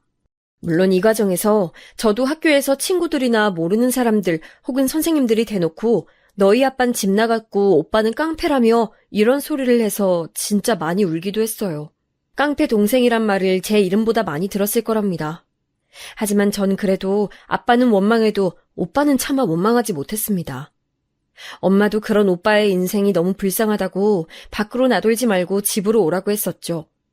그러다 제가 고등학생 때 선생님 중 한 명이 저를 건든 적이 있습니다. 워낙 중학생 때 많이 당해서 선생님들이 저한테 깡패 오빠다 뭐다 그런 말을 해도 타격이 없었는데 그날은 저도 이골이 났던 건지 사건이 일어났었죠. 야, 희선아, 너 그러다 너희 오빠처럼 인생 망칠래? 그렇게 사는 게 좋냐? 제가 무슨 잘못을 했거나 그런 것도 아니었고 단지 옆반 친구가 빌려간 교과서를 아직 돌려받지 못해서 수업 시간에 교과서가 없었던 건데 저런 말을 같은 반 친구들이 보는 앞에서 공개적으로 듣게 됐어요. 저는 그전까진 꾹 참았을 텐데 그날은 유난히 예민했고 또 하필 전날에 오빠가 또 입가에 상처를 입고 왔던 터라 그랬던 것 같습니다. 선생님이 뭔데 우리 오빠를 그렇게 말해요? 뭐? 너 미쳤어? 말버릇이 그게 뭐야? 선생님은 제 말에 잔뜩 화가 났는지 더 막말을 퍼붓기 시작했습니다. 그러면서 제 책가방을 바닥에 던지기도 했어요. 전 도저히 그 자리에서 그런 모욕적인 말을 듣는 것이 견딜 수가 없어 그대로 학교를 나와 집으로 돌아갔는데 하필 오빠가 집에 있었어요. 울면서 학교 끝날 시간도 아닌데 집에 오니까 오빠는 네가 왜 왔냐고 했고 무슨 정신인지 저는 오빠를 부여잡고 우리 인생이 왜 이러냐고 울었습니다. 오빠는 제 말을 듣더니 저를 끌고 학교로 돌아가 그 선생님에게 가서 말 그대로 교무실을 뒤엎었고 그 이후로는 학교에서 교장 선생님도 저를 건드리지 않았어요. 덕분에 더 아빠와 오빠를 들먹이며 저를 괴롭히는 사람이 아예 사라졌습니다. 그렇게 전 고등학교를 졸업하고 대학은 형편상 당연히 가지 못했어요. 그래서 졸업하고 공장에 들어가려 했더니 엄마가 반대하셨죠. 엄만 제가 인생을 살면서 나이에 상관없이 할 수 있는 일을 구하라고 차라리 미용실을 추천하셨습니다. 그래서 저는 그냥 막무가내로 동네에 있던 미용실에 가서 처음엔 돈도 받지 않고 일을 하게 됐어요. 작은 동네라 미용실이 2개밖에 없었는데 하나는 우리 오빠 동창 엄마가 하던 가게라 제가 들어갔더니 쫓아내서 가지 못했고 나머지 하나는 그래도 제가 돈을 받지 않겠다고 하니까 일을 가르쳐 주셨습니다. 처음엔 청소만 했는데 그렇게 미용 자재를 구경하는 것으로 시작해서 3년 정도 일하니까 파마 정도는 능숙하게 할 수 있었어요. 그렇게 그 미용실에서 눈칫밥으로 뒤에서 힐끔 쳐다보며 기술을 익혔는데 지금 와서 하는 말인데 되게 힘들었습니다. 미용실이 한 손님이 와도 다 정성껏 상대해야 하는데 갓 고등학교를 졸업한 저한텐 그것부터가 곤욕이었죠. 그래도 미용실 영업이 끝나면 혼자 남아 청소하고 소품 정리를 다 하니까 원장님이 성실하다고 차츰 알려주셨어요. 그렇게 4년 정도 미용실에서 일한 뒤에 갑자기 원장님이 미용실을 접는다고 저에게 말했습니다. 친정 어머니가 아프셔서 아예 친정으로 내려가기로 했다고 원장님은 저에게 미용실 인수하는 것이 어떤지 물어보셨어요. 집에 가서 엄마와 상의했더니 엄마는 인수하자고 하셨습니다. 저도 3년째부턴 적지만 월급을 받고 있었고 엄마도 모아놓은 돈이 있어서 원장님에게 싼 값에 이어받게 됐어요. 엄마는 여전히 공장에 다니셨고 오빠는 깡패였는데 제가 미용실을 인수하고 얼마 지나지 않아 갑자기 집으로 여자 1명과 아이 1명을 데려왔습니다. 네 새언니 될 사람이다. 얜 조카야. 오빠, 갑자기 이게 뭐야? 아니 우리 집도 좁은데 너무 당황스럽잖아. 그럼 어떡하냐, 돈이 없는데. 나도 내 새끼 아닌 줄 알았는데 맞는 것 같아. 얼굴이 똑같아. 오빠는 말 그대로 갑자기 새언니와 갓난아기를 데리고 집으로 와서 같이 살기 시작했어요. 심지어 너무 뻔뻔하게 말해서 엄마와 저는 할 말을 잃었습니다. 새언니는 저보다 1살 많았고 도대체 어떻게 만났는지도 모릅니다. 그래도 나쁜 사람은 아니었고 저한텐 아가씨라는 호칭 대신 본명인 희선이라고 불렀어요. 호칭을 따질 집도 아니고 황당해서 그건 상관없었는데 신생아가 갑자기 집에 있으니까 적응하기 힘들었습니다. 오빠는 새언니와 조카를 데려왔으면 집에나 들어올 것이지 어딜 싸돌아다니는지 집에 들어오지도 않고 새언니는 조카를 봐야 하니 돈을 벌러 나갈 수도 없었죠. 결국 안 그래도 힘들게 살던 엄마와 전 식구가 늘어 더 고생해야 했어요. 무엇보다 신생아를 키우는 게 그렇게 힘든 일인 걸 전 그때 알게 됐는데 기저귀와 분유 비용이 기상천외할 정도로 비쌌습니다. 아이니까 당연히 토도하고 옷이 금방 더러워졌는데 집에선 한계가 있어 새언니는 아예 갓난아기를 데리고 제가 일하는 미용실에 와 있기도 했어요. 언니가 성격이 밝은 건 좋았는데 일하는 데 와서 아이는 울고 언니는 그런 아이를 보는 게 버거우니까 저한테 의지하고 너무 힘들었어요. 그래도 오빠가 데려온 사람들이니 최대한 맞춰주며 힘들게 살고 있었는데 우리 미용실 단골 손님 중 하나가 저에게 갑자기 남자 한 명을 소개해준다고 했습니다. 제 형편에 무슨 결혼이냐고 거절했는데 마침 옆에 있던 새언니와 단골 아줌마는 합세해서 저에게 꼭 받아보라고 하며 급기야 그 남자를 우리 미용실로 데려왔어요. 알고 봤더니 단골 아줌마의 친구의 친구 아들이었는데 저보다 2살 많았습니다. 머쓱하고 민망해하던 저와 달리 능글맞게 첫 만남인데도 웃으면서 대화를 이끄는 그 사람을 보고 새언니는 무조건 저 사람 잡으라고 난리를 쳤죠.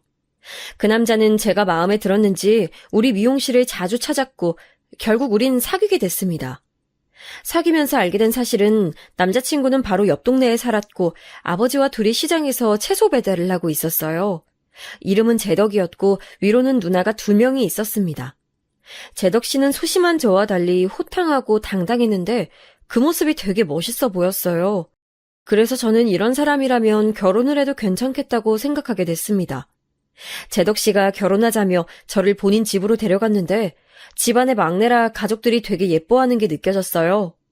제 유일한 고향 친구인 하늘이가 누나 2명 이상인 집과는 결혼하는 게 아니라고 하며 말렸지만 전 좁은 집에서 갓난아기와 새언니와 같이 사는 것도 이미 이골이 난 상태라 거의 도망치듯 결혼 준비를 하게 됐습니다. 시부모님은 제가 미용실 일을 한다고 하니까 그래도 직업이 있다며 결혼 허락을 하셨어요.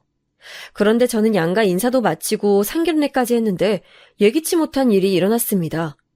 그날은 힘들게 일하고 집으로 갔는데 현관문을 열자마자 전 이상한 분위기를 눈치챘어요. 일단 집안 대부분이 여자라 남자 신발은 오빠가 유일했는데 그 신발은 오빠의 것이 아닌 걸 단박에 알 수 있었죠. 설마 하는 마음으로 집에 들어갔더니 누가 있었는지 아세요? 눈치채신 분도 있으실 것 같은데 네, 맞아요. 아버지가 집에 와 있었어요. 제가 더 황당했던 건 아버지의 행색도 그랬지만 엄마의 표정이었습니다. 엄마는 집 나갔다 10년이 지나 돌아온 아버지가 반가웠는지 웃으면서 부엌에서 요리를 하고 있었어요. 안 그래도 없는 살림에 좁아터진 부엌에서 엄마는 뭘 만드는 건지 열심히 분주했죠. 새언니는 아기를 안고 저한테 쏙 오더니 희선아, 시아버지 맞지? 하며 물어보고 그렇게 믿을 수 없어 쳐다보는 저를 보고 아버지는 너무 태연하게 말했습니다. 딸, 오랜만이다. 잘 지냈냐? 너 미용실 한다며? 잘됐다. 아빠 머리 깎아줘. 사람이 너무 황당하면 아예 아무 말도 나오지 않는다는 걸 아세요? 뭐 미안하다는 말은 듣지 못해도 저렇게 당당하게 자기 머리를 깎아달라는 아빠를 보고 기가 차서 헛웃음만 나왔어요. 제가 아무 말도 안 하니까 엄마는 저한테 오랜만에 아빠를 봤는데 왜 그러고 서 있냐고 물었습니다. 언니, 오빠는요? 응? 모르겠네. 오늘 안 올 것 같은데? 새언니는 와중에 우리 집안 사정에 대해 잘 모르니 시아버지라고 우리 아빠에게 아이를 보여주기까지 했습니다. 아빠는 본인 손주라고 또 조카를 안고 좋아했는데 집에 없던 기간 동안 무슨 일이 있던 건지 안 그래도 말랐던 몸이 더 삐쩍 말라 있었어요. 아빠의 마지막을 기억하는 저는 엄마에게 가서 조용히 오빠 돌아오면 놀랄 수도 있다고 했더니 엄마는 세월이 많이 지났으니 괜찮다고 저를 달래며 아빠한테 밥을 차려주셨습니다. 그날은 다행히 오빠가 오지 않았는데 다음날 오빠가 집에 왔고 그 뒷일은 제가 말하지 않아도 아시겠죠?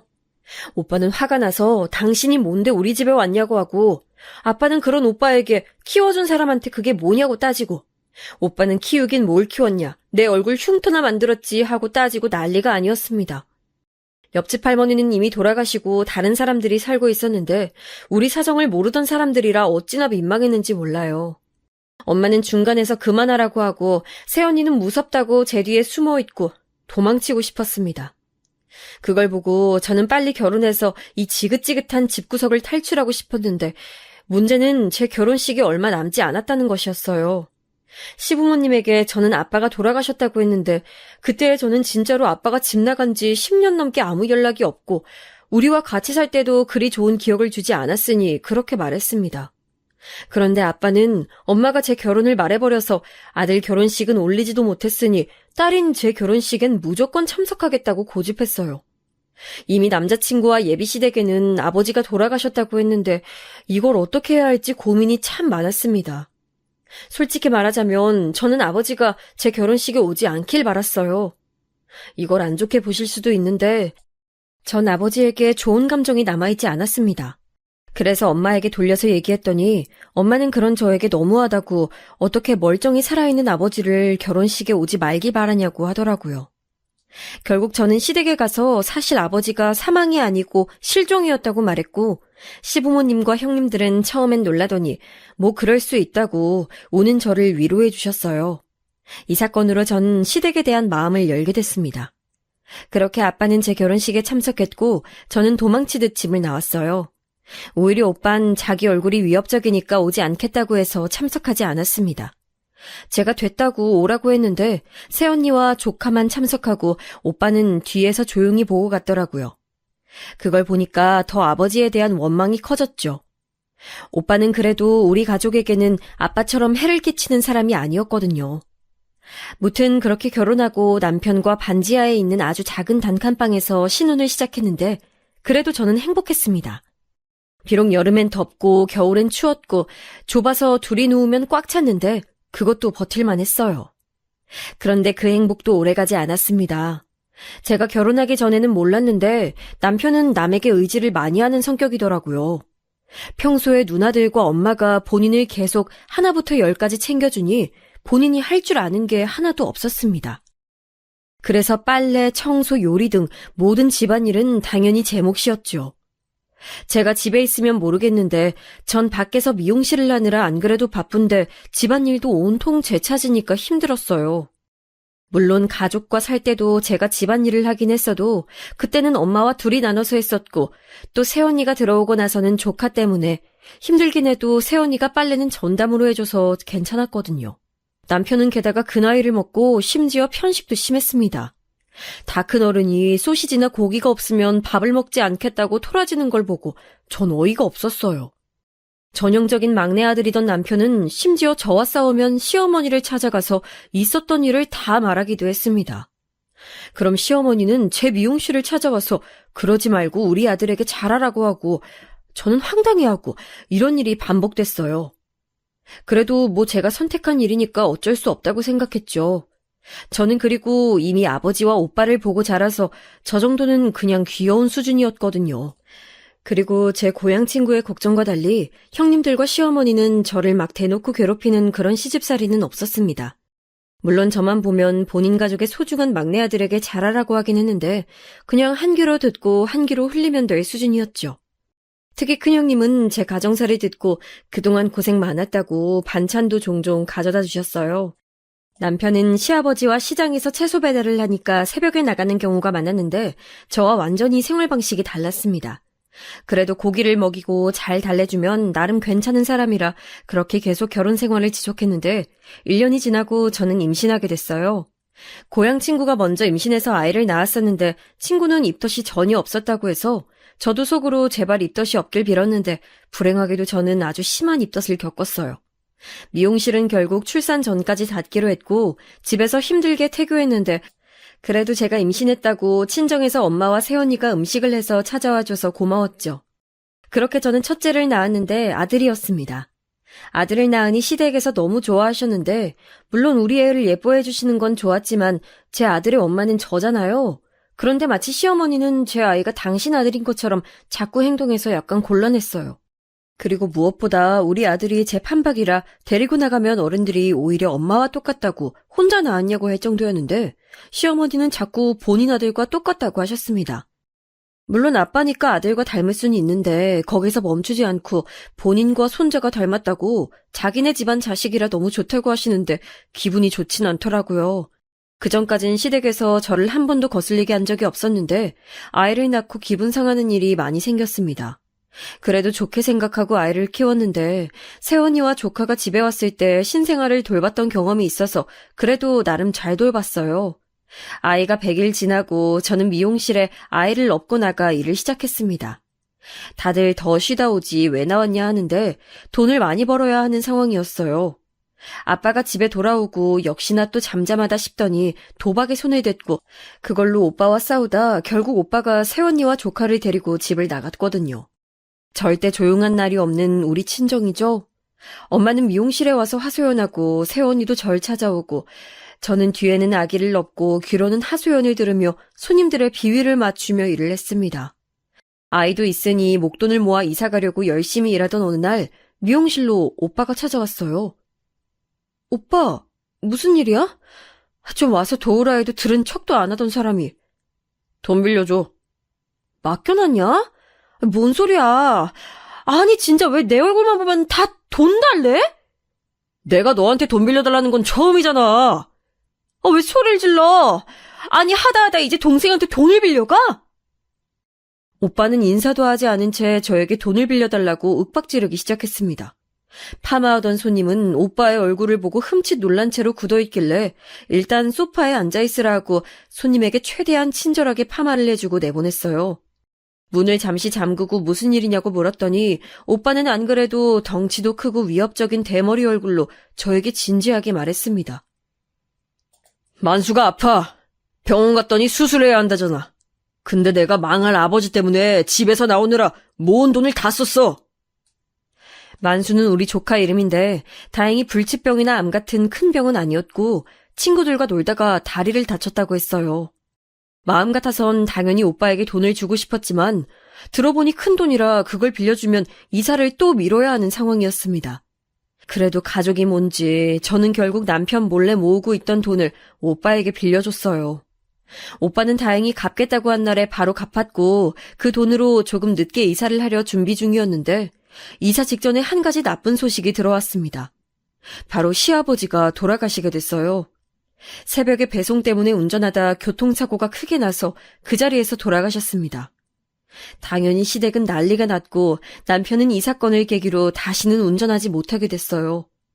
시아버지가 우리 아버지와 달리 가정에 충실한 편이셨는데 그래서 그런지 시댁 식구들은 좀처럼 일상으로 돌아오지 못했습니다.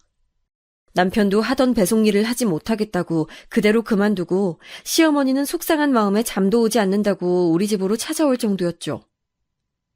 옳게 이런 말이 달갑진 않을 거 아는데 우리 엄마랑 같이 살면 안 될까?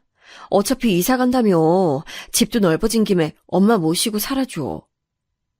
그래, 엄마도 지금 아버지 돌아가시고 너무 적적하고 외로우실 텐데 올케가 좀 도와줘. 혁이도 엄마가 봐주시고 얼마나 좋아? 아이 너무 나쁘게 받아들이지 말고, 응? 형님들은 미용실로 찾아와서 시어머니를 모시라고 했어요. 혁이는 우리 아들 이름인데 시어머니가 혁이를 많이 좋아하긴 했지만 전 제가 우리 아들을 충분히 볼 수 있었습니다. 어차피 우리 미용실이 대형 미용실도 전혀 아니고 작은 동네 미용실이고 또 단골 손님들이 많아 아기를 데리고 있어도 됐거든요. 어차피 곧 있으면 어린이집도 보낼 생각이었고요. 근데 형님들은 이사 가면 집이 넓어지니까 시어머니와 같이 살길 바랐고 심지어 시어머니 본인과 남편도 동의했어요. 자기들끼리 이미 말을 맞추고 저에겐 통보만 한 거랍니다. 황당했는데 그때 남편이 집에서도 종일 울고만 있고 일도 하지 않아서 저는 시어머니와 같이 있으면 좀 상황이 나아질 줄 알고 합가를 하게 됐어요. 그게 완벽한 제 착각이라는 것은 바로 합가하고 한 달 만에 알 수 있었죠. 시어머니와 따로 살아서 몰랐었는데 시어머니는 잔소리가 매우 심한 편이었습니다. 전 일하니까 상대적으로 집에 있는 가정주부처럼 집안일을 하지 못하는데 시어머니가 그런 제 살림이 마음에 안 드셨나 봐요. 아니, 아가, 이걸 이렇게 하면 어떡하니? 네? 그거 이따 제가 퇴근하고 할게요. 그냥 두세요. 이걸 어떻게 그냥 두니? 아유, 나보고 하라는 거지? 시어머니는 출근 준비하느라 바쁜 저에게 잔소리하며 핀잔을 주셨는데 당연히 듣기가 싫었어요. 그래도 남편이 시어머니가 옆에 있으니까 예전처럼 집에서 울고만 있진 않아 다행이었습니다. 시아버지의 죽음은 저도 당연히 안타깝게 생각하는데 남편은 유독 거기서 빠져나오질 못했어요. 일하는 게 무섭다고 집 밖으로 나갈 생각도 하지 않았는데 고향 친구는 그런 남편을 보며 그게 다 제가 돈을 벌어오니까 마음이 편해서 그렇다고 하더라고요. 제가 남편에게 답답해서 일할 생각은 없냐고 하면 지금 본인을 무시하는 거냐고 화를 내기도 했죠. 심지어 그런 남편은 제가 그렇게 싫어하던 우리 친정아버지와 비슷해졌는데 바로 도박에 빠졌습니다. 이쯤 되니까 도박에 무슨 매력이 있길래 그렇게 남자들이 도박에 빠지는 건지 궁금할 지경이었어요. 힘들게 일해서 벌어온 돈으로 자꾸 도박하고 돈을 잃으니 전 예전에 엄마가 하셨던 것처럼 옷장 구석에 돈을 숨겨놨는데 그걸 또 찾아내서 도박하러 나가더라고요. 화가 나서 따지면 시어머니는 심지어 뭐라고 하셨는지 아세요? 아버지 잃고 힘든 애한테 도대체 왜 그러니? 돈 받나고 유세 떠는 거야? 시어머니가 저렇게 말하면 남편은 또 슬픈 표정을 하며 눈물까지 보였습니다. 뭘 잘했다고 우는 건지 그런 모습을 보며 얼마나 답답했는지 몰라요. 심지어 시어머니는 아이가 크면서 칭얼거리니까 보는 게 힘들었는지 아이를 데리고 미용실에 자주 찾아왔습니다. 본인이 아이를 돌봐주니까 좋냐고 물어보는데 전 대답할 힘도 나오지 않았어요. 그래도 제가 이런 시어머니와 남편이어도 계속 살았던 이유는 바로 우리 아들 때문이었습니다. 남편은 비록 도박을 했어도 우리 친정아빠처럼 물건을 던지거나 소리를 지르며 폭력적인 면모를 보이진 않았어요. 어렸던 저에게 아빠의 그런 행동은 너무 큰 영향이었고 또 아빠가 집을 나간 뒤로는 놀림을 많이 받았던 기억이 있어 우리 아들에겐 부모가 온전히 집에 있는 환경을 만들어주고 싶었습니다. 시어머니가 아무리 잔소리가 심해도 우리 아들한텐 또 잘해줬거든요. 그리고 또 괜찮았던 점은 바로 제사나 명절이 없었다는 거였어요. 결혼하신 분들은 절 이해하시겠죠? 시어머니는 특이하게 명절에 음식하는 걸 그렇게 좋아하지 않으셨습니다. 그래서 명절이 되면 전 그냥 평소처럼 집에서 쉴 수 있었어요. 친정은 엄마만 살짝 보고 오곤 했는데 아버지는 놀랍게도 집에 다시 들어오고 난 뒤론 다시 집을 나가지 않았습니다. 나이가 들어서 기력이 약해진 건지 예전처럼 행패를 부리지도 않았고 심지어 나가서 돈을 벌어오기도 했어요. 오빠의 얼굴을 보고 정신을 차린 건지 오빠랑 싸우고 나서는 더 순해졌다고 합니다. 엄마는 오빠 아들과 제 아들을 보면 너무 좋아 어쩔 줄 몰라 하셨는데 그래도 예전처럼 울상으로 있는 게 아니고 엄마 인생에도 웃을 날이 있다니 그걸 보고 얼마나 뿌듯했는지 몰라요. 그렇게 제 인생에도 드디어 평화가 찾아오나 싶었는데 남편과 시어머니가 그걸 가만두지 않았죠. 앞서 말했듯 제 미용실은 동네에 있는 작은 소규모의 미용실이고 의자도 3개가 전부랍니다. 그러니 단골이 많아도 버는 돈이 그렇게 많지 않았어요. 종일 손님들을 상대하며 서 있는 게 결코 쉬운 일이 아닌데 그렇게 열심히 벌어서 돈을 모아도 남편이 자꾸 그 돈을 빼내서 도박하니까 전 미용실에 돈을 숨겨놨었습니다. 그런데 남편은 제가 예전처럼 돈을 주지 않으니까 미용실까지 찾아와서 돈을 달라고 하더라고요. 동네 창피하게 직장도 없는 남편이 제 미용실까지 와서 돈을 달라는 걸 차마 눈 뜨고 볼 수가 없었습니다. 제발 나가서 무슨 일이라도 해봐. 막노동이라도 하면 안 되겠어? 어머님도 같이 사는데 나 혼자 너무 힘들어. 지금 나한테 눈치 주는 거야? 당신이 돈 벌면 다야? 남편과 부부싸움도 점점 늘어났고 시어머니는 그럴 때마다 우리에게 와서 서로 이해하고 살아야 한다며 저에게 남편에게 눈치를 주지 말라고 했어요. 한숨이 나왔지만 그래도 제가 뭐라 하니까 남편이 눈치가 보였는지 집에서 집안일을 조금씩 하기 시작해서 제가 조금 숨통이 트였습니다. 그때부터 혹시 모를 나중을 대비해서 돈을 진짜 죽어라 모았어요. 남편과 시어머니 용돈을 제외하고 최대한 아낄 수 있을 만큼 아껴서 통장에 돈을 차곡차곡 모으니까 모으는 재미도 있었습니다. 친정도 못 사는 건 마찬가지였지만 그래도 제가 시어머니와 힘들게 사는 걸 아니까 돈을 달라고 막무가내로 찾아오거나 그러진 않았어요. 일부러 미용실 운영 시간도 늘려서 아침에 빨리 가고 더 늦게 퇴근하며 돈을 3천만 원을 만들게 됐습니다. 그 돈이 있다는 사실은 진짜 그 누구에게도 알리지 않고 혼자만 알고 있었는데 시어머니가 어느 날 미용실 문을 닫기 전에 혼자 저를 찾아오셨어요. 어머니, 무슨 일이세요? 저 지금 바로 집에 가려고 했어요. 조금만 기다리시지. 아니, 며느라. 아유, 한 번만 도와주렴. 아유, 어떡하니? 무슨 일 있으세요? 왜 그러세요? 말씀하세요. 아니, 혹시 돈 모아둔 거 있니? 내가 너무 급한 일이 생겼는데 급전이 필요해. 딱 한 달만 있으면 내가 갯돈을 받는 달이라 갚을 수 있어. 돈이요? 어느 정도로 필요하신데요? 혹시 남편이 사고 쳤나요? 내가 진짜 이 사람을... 아니야. 아들은 죄 없어. 3천 정도 있을까? 진짜 미안하다. 내가 그래도 다음 달에 꼭 갚을게. 시어머니가 저한테 저런 표정과 말투로 말하는 것도 처음이라서 놀랐는데 3천이라는 큰 돈을 원해서 더 놀랐습니다.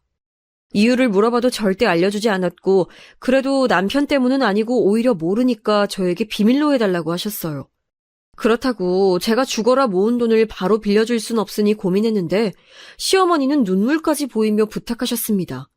한 달 뒤에 바로 갚을 수 있다고 저에게 본인 계모임에 대해 말했는데 그 모임은 저도 아는 모임이었어요. 일단 집으로 가서 같이 밥을 먹고 잠자리에 들었는데 저는 고민하느라 쉽게 잠들 수가 없었습니다. 비록 같이 살기 시작했을 때 시어머니가 잔소리 때문에 저를 힘들게 한 건 분명 맞아요. 그런데 요즘은 저 대신 청소도 하고 아이를 많이 봐주시긴 했습니다. 그래서 고민 끝에 시어머니에게 빌려주게 됐어요. 고맙다, 고마워. 내가 진짜 한 달 후에 꼭 돌려줄게.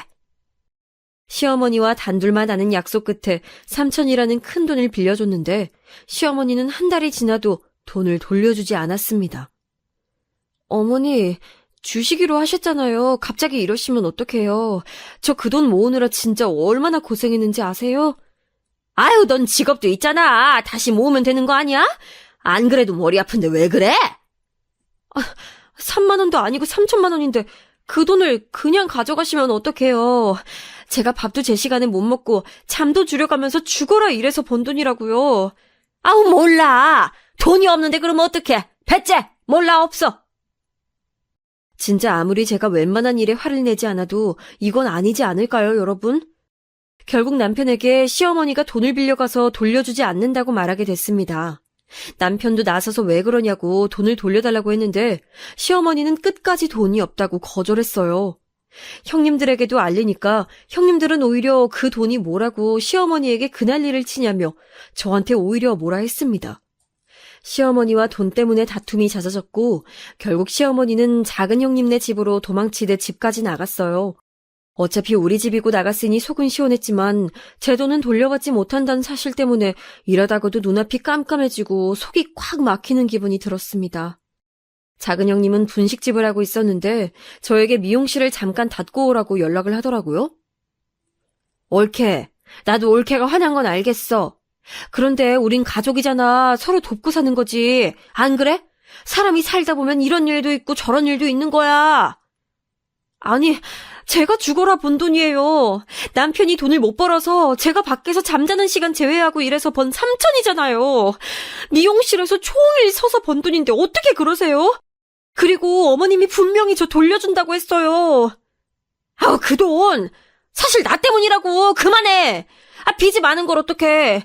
당장 사채업자가 찾아오게 생겼는데 그럼 어떡하라고. 너도 남편이 도박하니까 내 말 무슨 뜻인지 알잖아. 이럴 때 돕고 사는 거야. 뭐라고요? 형님 때문이라고요? 아니, 왜 그런 말씀을 안 하신 거예요? 작은 형님은 사실을 말해줬는데 바로 진짜 본인 빚을 갚으려고 저에게 의도적으로 돈을 가져간 거였어요.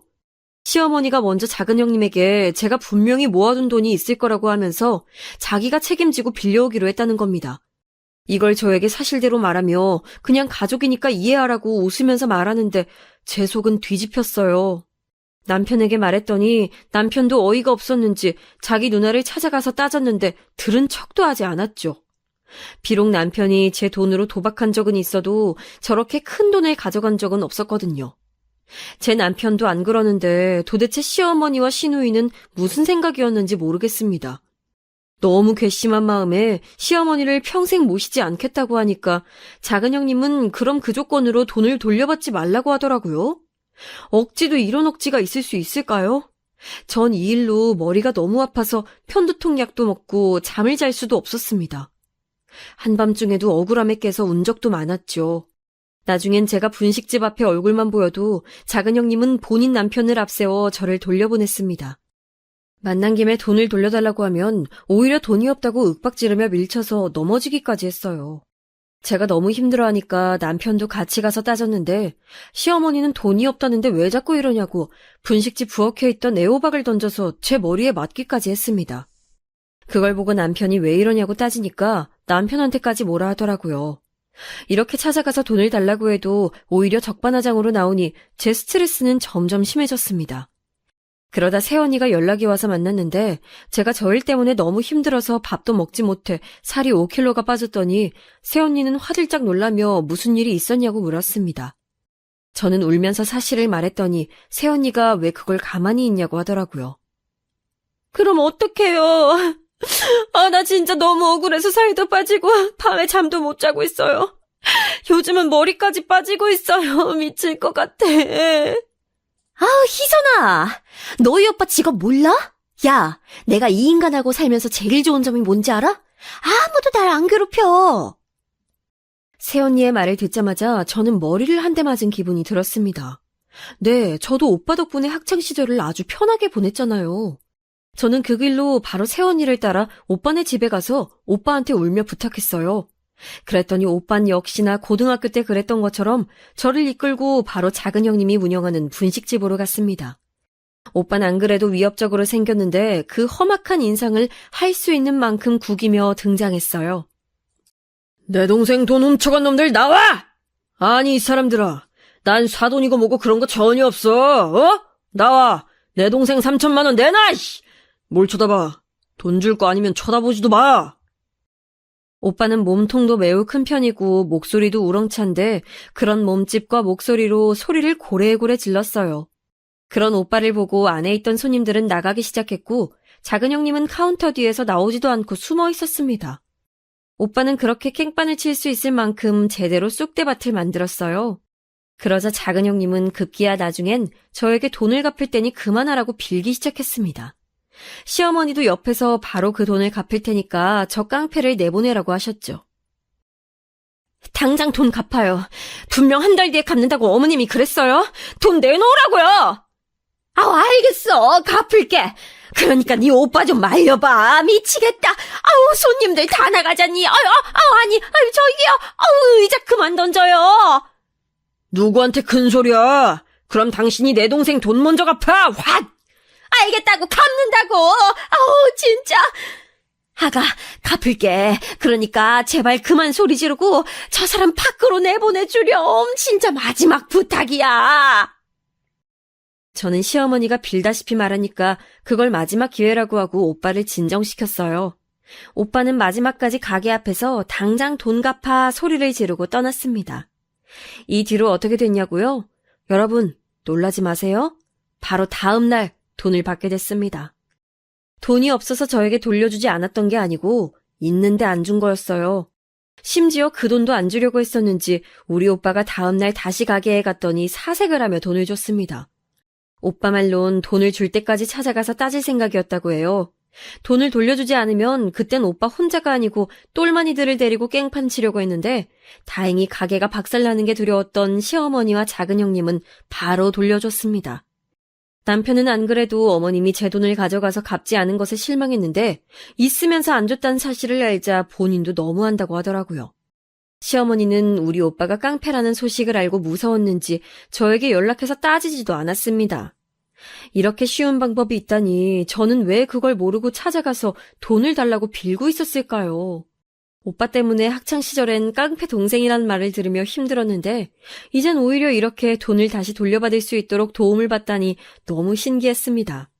시어머니는 그 사건 이후로 우리 부부와 아예 연락을 끊으셨어요. 그렇게 아들 사랑이 지독했으면서 남편이 연락해도 받지 않았습니다. 형님들도 저희 부부를 건들지 않았고 오빠 덕분에 어렸을 때처럼 아무도 제 신경을 건들지 않으니 참 마음이 편하네요. 제가 이 얘기를 엄마에게 했더니 엄마는 오빠를 그런 식으로 써먹으라고 하더라고요. 오빠한텐 고마워서 조카랑 맛있는 거 먹으라고 용돈을 조금 줬어요. 그러면서 어떻게 내 한마디에 바로 와서 따질 수가 있냐고 했더니 오빠는 예전에 제가 조카 병원비를 대줬던 걸 얘기했어요. 그때 한숨 쉬며 큰 돈을 주었던 게 기억나서 속으로 무슨 일이 있어도 제 부탁은 들어주려고 마음먹었다고 하며 제가 시어머니에게 준 돈이 얼마나 고생하며 번 돈인 걸 아니까 지나칠 수 없었다고 합니다. 이런 게 시댁에서 계속 말하던 가족 아닌가요? 돈을 빌려가서 갚지 않는 게 아니고 힘들 때 도와주는 게 가족이죠. 오빠의 성격이 다소 충동적이고 욱하는 성질이 있는데 그게 이번 기회에는 아주 고맙게 적용된 거죠. 지금은 그래서 너무 편하게 잘 살고 있답니다. 우리 친정 부모님도 나이에 비해 아주 정정하시고 아버지는 집으로 돌아오고 정신 차려서 이제 더 사고를 치지도 않아요. 남편도 제가 돈을 달리고 고통받던 걸 옆에서 보더니 자기도 나가서 돈을 벌기 시작했습니다. 운전이 무섭다고 피하던 사람이 무려 지금은 운전하며 돈을 벌고 있어요. 택배 일을 시작했는데 본인의 적성에 맞는 것 같다며 매우 좋아하고 있답니다. 제 사연은 여기까지인데 어떻게 잘 들으셨는지 모르겠어요. 인생 살면서 가장 통쾌했던 얘기라 지금도 그날을 생각하면 너무 즐겁거든요. 여러분도 들으시면서 약간이라도 웃으셨길 바라며 제 사연은 마칠게요. 들어주셔서 감사합니다. 건강관리 유의하시고 행복한 인생 사시길 바라요.